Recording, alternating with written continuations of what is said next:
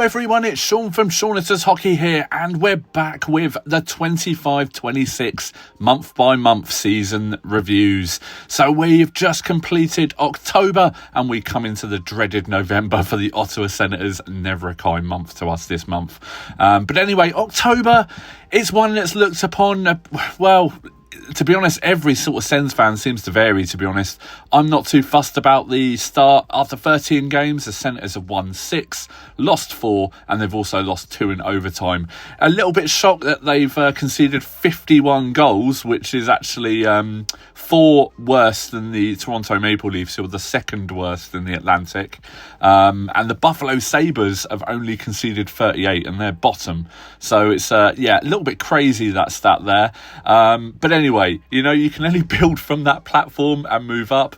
A lot of people have been divided on a few of the players this season so far, and I'm going to touch base straight away. Linus Ullmark obviously is right up there. What I will say about Ullmark is that, there's been some pretty horrendous goals that have gone in against him. But to be fair, we've been treated to Matt Murray, Cam Talbot, Jonas Korpisalo the past few seasons, so you've really got to be careful what you're asking for, what you're moaning about. Being in the UK, and obviously soccer, or football as we call it over here, being the most prominent sport, you just get fans moaning all the time about something's not right on your team, why aren't you winning, why aren't you clearing up everything, why are you always conceding goals? Every team has to have a scapegoat. It doesn't seem to matter what sport it is. And like I said, being in the UK, every 4 years for the World Cup, England seems to pull out a scapegoat out of the team. We're just not very good. But anyway, I hope that sort of gets across, the sort of situation the Senators see themselves in. In all honesty, it's one of those things with Linus Ullmark. He has performed absolutely amazing in certain games and absolutely won us points on his own this season, as he did last season, as he backstopped us on the way to the playoffs. Some notable games that I can remember is the game against Philadelphia. Now, Philadelphia, the past few years, have been our sort of bogey side. They beat us in overtime a few times. I remember Mitchkov last season scoring. Funny enough, that was on Ullmark. But anyway, let's move on. So I remember last season Mitchkov scoring late on to win, and you know what? These were the games that slipped away from us last season and led to us getting a wildcard position. So this season we've managed to beat them 2-1, and Ullmark was absolutely stellar in that game. And there have been some absolutely awful games that he's played in. Chicago, where we lost 7-3 away. You know what? I think I said it on my European Senators fan page that, Bedard was in inspired form that night. And that Blackhawk team, wow, man, they're going to look seriously good in a few seasons. They've still got so many sort of players coming through the system. And it's scary to think how good they are going to be in the next few years. If Chicago aren't sort of competing for Stanley Cups in the next 3 to 4 years minimum, I would be absolutely amazed. They're absolutely stacked with talent coming through. Oliver Moore's one of my favourite ones coming through for them. You've also got players like Roman Kantorov, who's playing in the KHL at the moment. He has 14 goals and 8 assists in 22 games for them over there. He looks like he's going to be an absolute monster for them moving forward. Throw him into that also Marek Vanica, who's playing for the Brantford Bulldogs. He also has 15 goals in 14 games and 22 points. And also Nick Lardus, who's been a player that the Blackhawks have been touting about since they drafted him in 2023. He has to sort of come good at some times. He is actually signed to a contract with the team, but not yet played. Also, it's not just skaters that they look good. They've also got Ilya Konarski, who looks absolutely... Let's say Ilya Konarski looks like he's going to be nasty, shall we? He's playing currently over in this league. I have a bit of fun trying to pronounce that because I'm not going to have a go at it myself. But he has got stellar numbers at the moment over there. I mean, the Blackhawks, man, they're going to be absolutely loaded in the next few years. So, to be fair, we went a bit off topic there, didn't we? Anyway, Bedard had an absolute monster night against the Sens. And to be fair, I don't even think any goalie that the Sens have had previous would have done much better. That's just the way things seem to be for Linus. He seems to be shouldering a lot of the blame at the moment, which I don't think is fair, but unfortunately every fan base has this. It's sort of a bit of a siege mentality. Something has to be wrong somewhere, and everyone centres in on that. What I would say, the Senators would be in a lot worse position if they weren't having Ullmark in goal. Let's have a look at also Levi Merilainen stepping up and playing as as well. He's played 2 games for the Sens. His first game he lost 8-4. He didn't look very good at all in that game. And the other one he actually had was a win. That was when he played against the Boston Bruins, which is actually the Sens' next game coming up on Friday the 7th. So I'm trying to get this video out before then. But Meriläinen hasn't looked great either, and that's the Sens sort of go-to tandem goalies. I did say in my predictions video for the Sens I was really worried about them not signing a backup goalie, and that seems to be coming to fruition with this. Just taking a punt on someone like Alex Lyon, who performed really well against the Sens in their 8-4 victory. Fun enough, in an actual Levi Meriläinen game. Up the other end was Alex Lyon, who I'd love to have seen the Sens taking a punt at to have as a backup. He's such a solid goaltender, and also he only commands up to about 1.5 in cap space.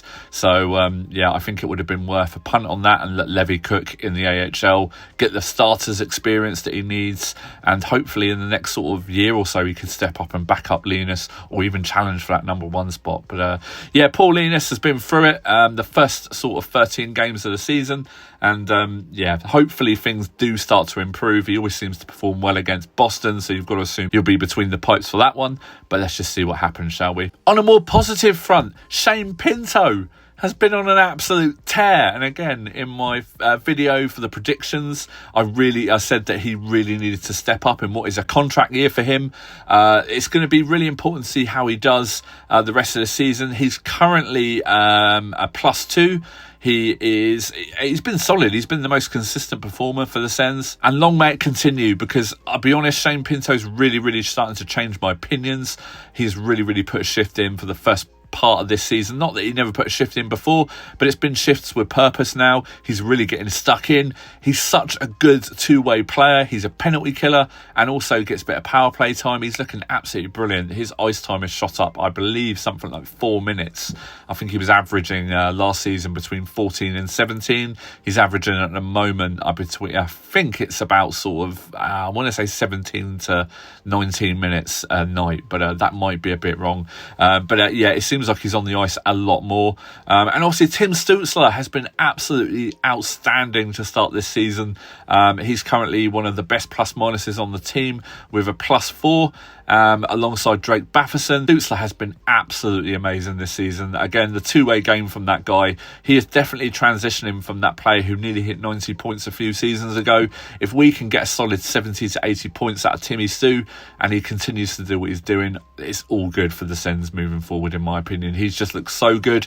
He's looked pretty deadly on the power play. He's got 2 power play goals to speak of. And he just looks really good this season. He looks dialed in, and he's really stepped up since Brady got injured 3 games into the season. So we're going to talk about that as well. So Brady Tkachuk left the game during the Sens 4-1 loss to the Nashville Predators. It looks it's weird because it sort of landed and he sort of kept chirping. I think it was Roman Josi who hit him. And he kept chirping him, went back to the bench, tried it out. I thought, he's just going to shake it off. But he's been out for 10 games now. And the Sens have been pretty indifferent without him, to be honest.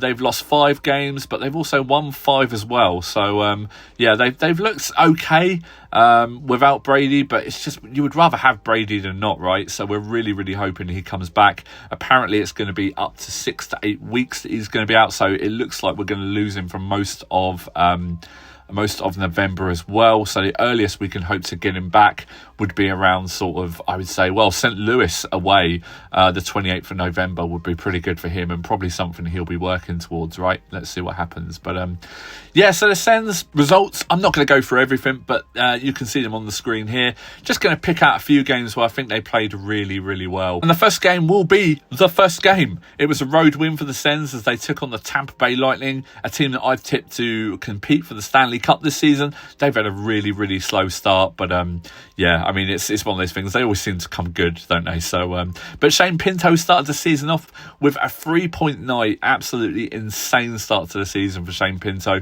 The Sens went down 2 goals, literally straight off, to be honest. It wasn't the best of starts to the season for them. But, absolutely brilliant game from Artem Zub and also Thomas Chabot. Was looking really good that night, along with Jake Sanderson. Defensively, defensively, the Sens looked absolutely solid that night. And Shane Pinto was just something else. The Tampa Bay Lightning had absolutely nothing to put up against him. And the next game is I'm gonna suggest is actually the Philadelphia Flyers win, the 2-1 victory. This was such an important game, like I said. Thomas Chabot was absolutely immense on that. I believe he had some absolutely massive shifts in the game. I think he played 27 minutes that night, but I think his longest shift was like two and a half minutes or something like that, something ridiculous. Ullmark conceded so early on in that game. He ended the game with a 9.57 save percentage on 22 shots, but he looked dialed in straight after that. It's almost like sometimes he just needs like 5 minutes, a few simple shots to get going, and then Ullmark's pretty solid from there. But Michael Amadio also, how many times did we say this last season? Michael Amadio come up big for them again and just looks so good. Unbelievable. We've got this much depth on the team. Also goes for Dylan Cousins. I was absolutely shocked when I looked at the stats for the Sens whilst making this video, just going through and checking a few things. I was absolutely amazed to see the plus minus for Dylan Cousins. I think he's an absolute brilliant start to the season.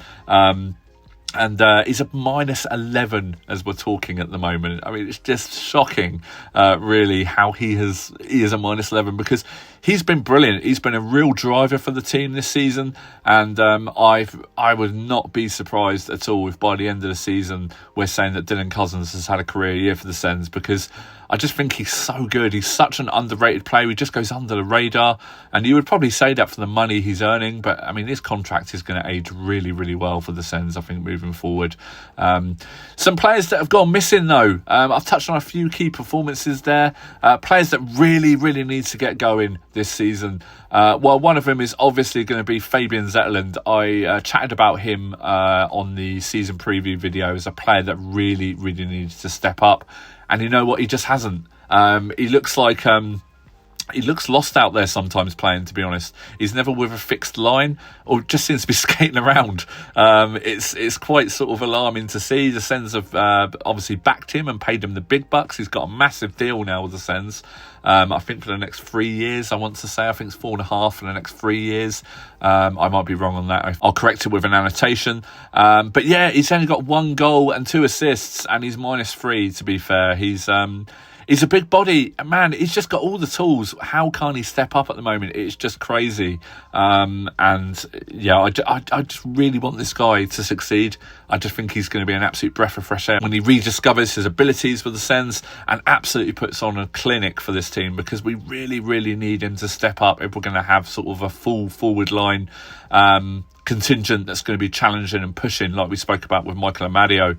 You could also throw other players in there this season, like Ridley Gregg and also David Perron. I mean, David Perron again has gone missing. He's a -7 for the money he's earning. I'd probably say he's in the same boat as Zetterlund. You've got between them, I think probably about sort of 9 million tied up, between 8 and 9 million tied up in just those 2 players alone. They're both left wingers, and to be fair, I mean, David Perron hasn't really offered you much going forward. He's helped us up to 2 goals this season with 4 assists, but he's a -7. Yeah, these guys really, really need to step it up. We really, really need to see a sustained effort from those guys that I've just mentioned if we're going to keep pushing forward. So some transactions also through this month. The Sens sadly lost Donovan Sabrango. He was claimed on waivers by the Florida Panthers, which is a real shame because, I mean, he's a hometown lad, and yeah, he's just a really, really nice guy. I was really, really upset when he was sort of claimed on waivers. He's such a sort of all-rounder as well, and yeah, it's sad to see him leave. I'll be honest. I hope he does well in Florida, but hopefully he'll pass through waivers again over the next few seasons and we can try and pick him up then. But yeah, he played 2 games for the Sens. He was a -1, but you know what? For a young defenseman, he always put his heart into it and he looked pretty decent. So yeah, shame to see Donovan Sabrango go. We also acquired Curtis McDermott. That was an exchange for Zach McEwen, who went the other way. He went to New Jersey. Zach McEwen's a perennial scorer in the AHL, but he wasn't really offering us much going forward. And to be fair, let's just be honest here. Curtis McDermott isn't going to absolutely set the world afire with sort of goals and things like that, but he's a big body and can throw his size around on the ice, which is sometimes what you need, especially assisting Brady, making your feelings known out there, shall we say. He sort of averages about 4 to 6 minutes of ice time a night, so that sort of says whatever you need to know about Curtis McDermott. But a solid addition, and I think it's a like for like. I think you're probably getting more back with McDermott. The fact that he's had a good few seasons in the NHL, and you know what you're going to get from him. You're never going to get a high scoring output from him. So yeah, what you see is what you get with him. But I would say that's it's a good addition for the Sens, and I think it's one of those trades that works both ways, to be honest. I know New Jersey are absolutely soaring at the moment, but we'll touch on the table again in a minute, and we'll have a quick look after 13 games. But one player I also want to speak about is Jordan Spence. Now, Jordan Spence is a point per game player at the moment, as he keeps getting scratched. I don't understand what's going on with him. He's looked decent when he's played. Yeah, sure, he's been at fault for 1 or 2 goals where he's coughed the puck up and stuff. But you know what? Even in the last game, Drake Batherson coughed it up and we lost the game in OT to the Montreal Canadiens. And you know what? These things happen. But Jordan Spence has got a lot of energy. He's a young player. We went after him in a trade to get him. And I was really, really happy to get him in. One thing I would say, it's going to be very, very interesting to see what happens with Nick Jensen. He's currently played 13 games, so you can't fault him there, but he just does not look the same player this season after his hip surgery, and that is not a quick heal. So I think, there's going to be something that happens. There's going to have to be a mix-up with the pairs or something like that for Jordan Spence to get in, because to be fair, at the moment, Nicholas Matinpalo has looked really, really good in that sort of 6D slot, and unfortunately Jordan Spence seems to be missing out quite a lot. I said last season I really, really enjoyed Nicholas Matinpalo's play, and I'm really, really happy to sort of see him in the lineup pretty much most nights. But you know what? At this stage, we got such a leaky defence. You need to be playing players like Jordan Spence a bit more. Players that can break the puck out, bring it out. Like I said, he's got 5 assists playing defence. Now, just to put that into comparison for you, the only 3 players above him in defence are the big names for the Sens. It's Jake Sanderson, who has 8 points, Thomas Chabot, who has 5 points, and Martin Zub, who has 7 points from memory, I believe. Then you've got Jordan Spence. But the thing is, Jordan Spence has only played 5 games, and he has 5 assists. So it's got to come a point here where they're thinking, right, okay, what's going to happen? We need to mix these lines up. We need to see what we can do here, because at the moment, we need to get this guy in. He's obviously pushing. He's obviously creating chances. He's also had 10 shots in those 5 games. And yes, he hasn't scored, but like I said, there's been assists off those shots, and it only takes one of those to be tipped in, and all of a sudden he's got a goal for the season. So, you know what? I would love to see Jordan Spence get a prolonged run in the team, but it doesn't feel like that's going to happen anytime soon. But we'll just have to wait and see what happens with Jordan Spence. But I would love to see him get some regular game time for the Sens, and definitely be scratched a lot less than he currently has been. So to close out this video then, I said it in my prediction video, the Montreal Canadiens have really, really improved over the off-season. They've won 9 games, lost 3. I mean, it's just shocking how quickly they have sort of, I wouldn't even call it a rebuild. The Montreal Canadiens have just totally retooled on the fly. The Detroit Red Wings look like they might be coming good this season as well, as they sit in second. I'm so used to saying they're sitting in 6th, but hence why I wanted to say it there. But Detroit Red Wings look absolutely brilliant this season. They've got a similar record to the Montreal Canadiens. They've conceded a few more goals, but not as much as the Sens, obviously. But Tampa Bay Lightning have come good as well. They had an awful start to the season, even drop into the Sens. Look at that. But anyway, they're back in their normal place, chasing now, just below the Toronto Maple Leafs, who have looked shaky this season. There's 0 on the goal difference. Any goals they've scored have been cancelled out. And I know a few Maple Leaf fans who like to dish out the stuff during the playoffs, and or even play hockey with. But they've been very quiet this season, so we'll just see what happens. All you have to do is around them, and they don't like it. But anyway, so below that, we've also got the Boston Bruins, who, to be fair, they're in a rebuild mode, aren't they? But they're doing pretty well for a rebuild mode. Similar goals. They're a -3 on the goals, but they're 7-7. They've won 7, lost 7, so 14 games played. The Florida Panthers, I'm shocked and not shocked. They'll come good. It's Florida, isn't it? 2 times. They're going for a three-peat this season. But the team that I'm really surprised about is Buffalo Sabres. I watch a lot of podcasts sort of on YouTube, and people are raving about the Sabres at times. I think at the moment that they've had a few win streaks this season, I seem to recall already, but when they have looked awful, they have looked awful. And Josh Norris is also injured again for a prolonged amount of time. What a bad trade that was when the Sens acquired Dylan Cousins. But anyway, so the Sens find themselves pretty much in the middle of the pack. Coming into November, if they had this similar sort of form throughout November, you know what? I wouldn't really be that worried. I'd be pretty happy with that output. They currently see themselves sort of 4 points off the lead. But, when you're coming up against teams like Montreal and even Detroit, I'll throw them in there in a surging Lightning. There's a few teams in that sort of 1 and 2 position, obviously. The 2 teams that I just mentioned, Montreal and Detroit. They're the teams that we are playing against for either a wild card or that last playoff spot.